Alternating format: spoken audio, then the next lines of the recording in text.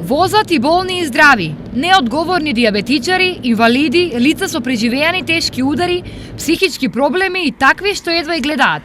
Проблемот е што сите овие лица имаат валидни возачки дозволи. Он сам по себе е опасен, па не за колините. Ја имам еден пример од таксист воз еден со штетен вид.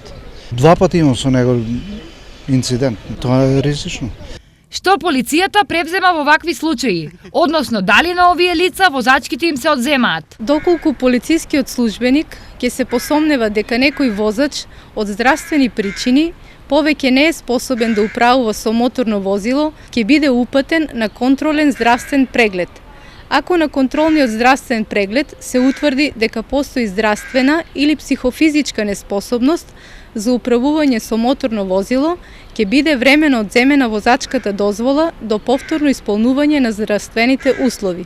Но како полицаецот да забележи дека возачот гледа слабо, дека не ја зел инсулинската терапија, не ги ставил леките или наочарите не се со соодветна диоптрија? Исклучиво може да се види само со одредување на корекција.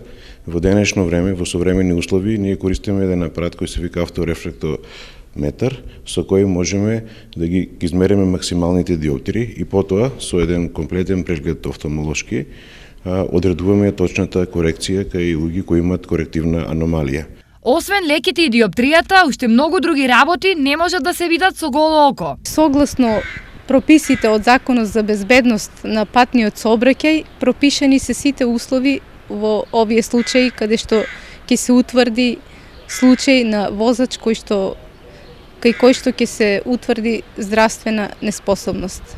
Возење е голема одговорност, а поседувањето на возачка дозвола не дава право да се вози со физички или психички проблеми.